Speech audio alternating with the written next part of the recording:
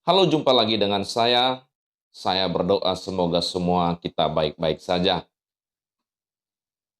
Tema kita masih tentang pernikahan, tetapi khusus video kali ini saya akan bicara tentang apa saja peraturan yang Allah berikan kepada suami dan juga kepada istri. Ikuti terus.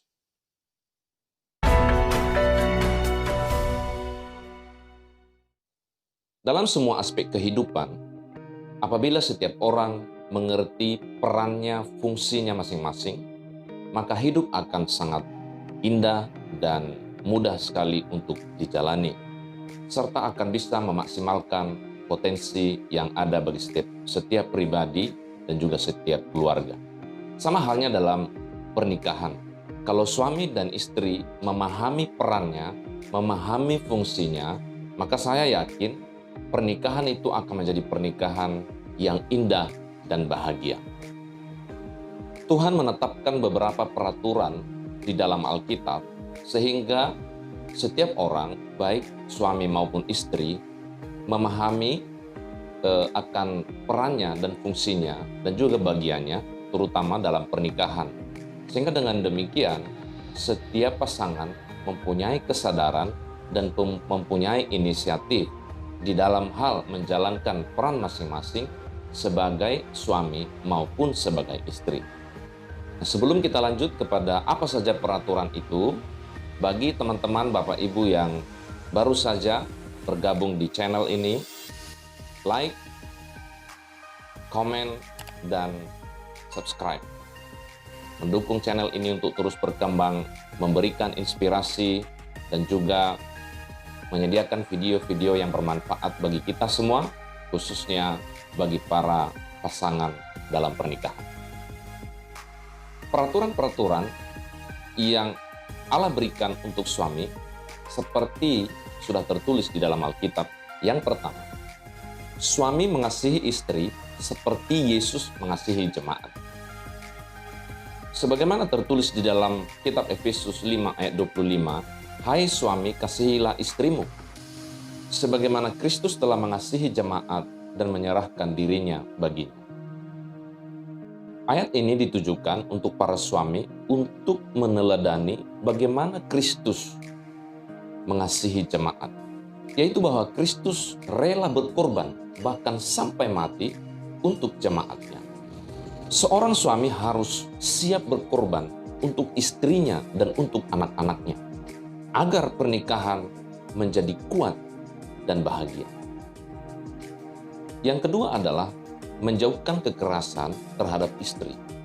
Walaupun terjadi perbedaan pendapat, terjadi konflik, terjadi pertengkaran, suami tidak boleh melakukan kekerasan terhadap istri seperti memukul, menampar, menendang, dan lain-lain sebagainya. Tangan digunakan untuk memberkati, bukan untuk memukul. Dalam hal ini juga termasuk tidak diperbolehkan menggunakan kekerasan verbal, yaitu perkataan-perkataan yang tidak menjadi berkat, perkataan-perkataan yang menyakitkan, yang tidak sesuai dengan kebenaran firman Tuhan.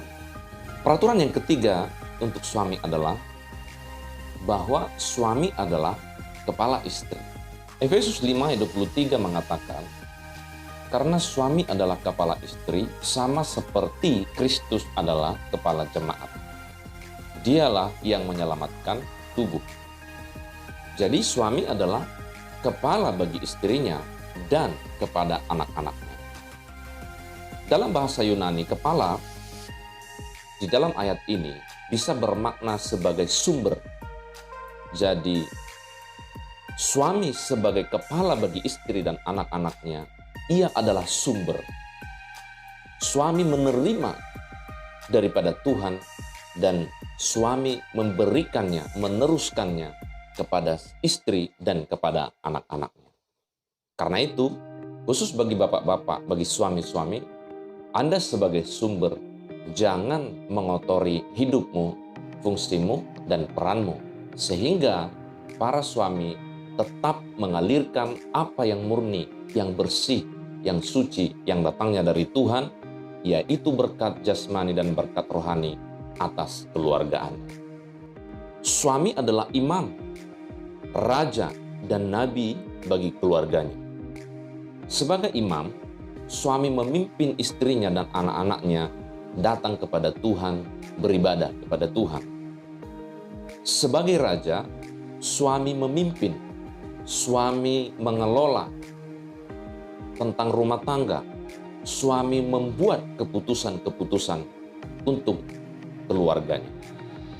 Dan sebagai nabi, suami menerima firman Tuhan dan meneruskannya kepada keluarganya, kepada istri dan kepada anak-anaknya.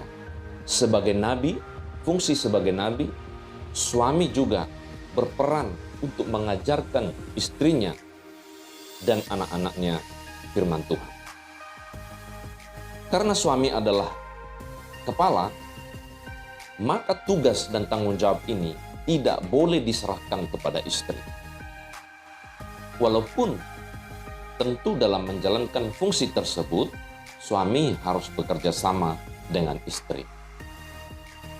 Kemudian apa saja peraturan untuk istri? Yang pertama, istri harus tunduk kepada suami seperti kepada Tuhan. Hal ini tertulis di dalam kitab Efesus pasal yang kelima, ayat yang ke-22.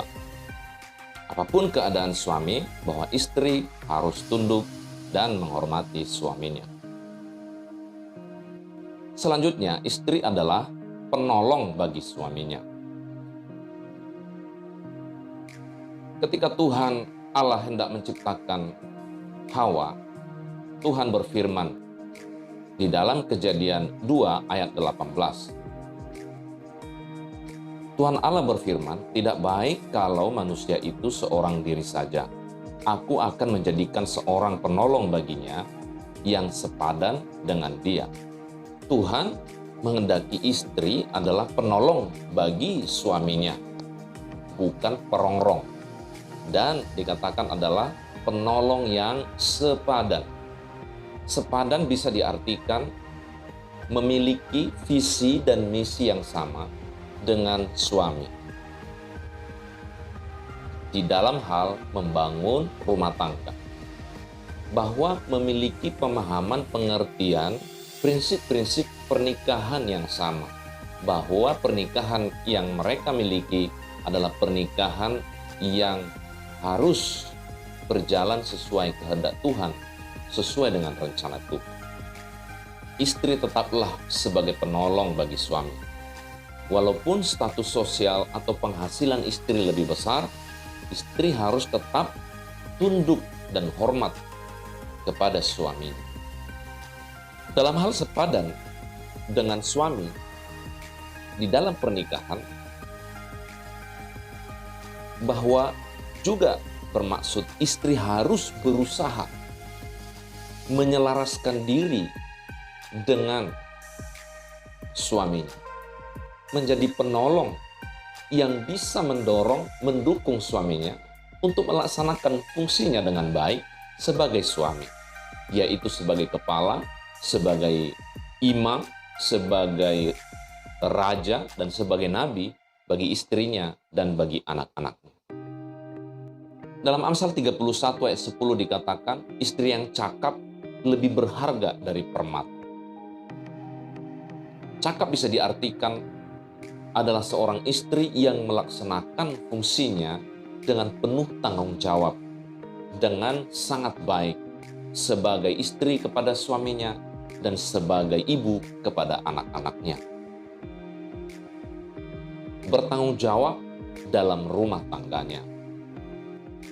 Karena itu khusus bagi para istri-istri, ingatlah baik-baik ketetapan Allah yang Tuhan telah berikan bagi para istri yang tadi saya sampaikan. Yang pertama, bahwa istri harus tunduk kepada suami. Yang kedua, istri adalah seorang penolong yang sepadan bagi suaminya.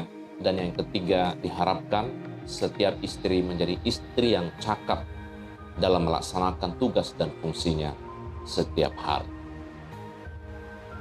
Kalau setiap pasangan, baik suami maupun istri, mengerti ketetapan-ketetapan ini, maka semestinya kita mengerti fungsi dan peran kita masing-masing. apabila setiap kita sudah mengerti peran kita, sudah mengerti fungsi kita, maka nahkoda keluarga akan sangat mudah berjalan menuju kepada tujuan, akan sangat penuh damai sejahtera dan sukacita. Sebab dengan adanya pemahaman tentang peran dan fungsi kita, seperti saya katakan di awal tadi, maka akan terjadi inisiatif, akan terjadi kesadaran. Dengan kesadaran dan inisiatif ini, maka akan tercipta keamanan dan kenyamanan di dalam rumah tangga. Suami tidak perlu lagi menekan istrinya, mengajarkan istrinya, sebab istrinya sudah mempunyai inisiatif. Istri tidak perlu lagi cerewet berlebihan, sebab suaminya sudah mengerti peran dan fungsinya.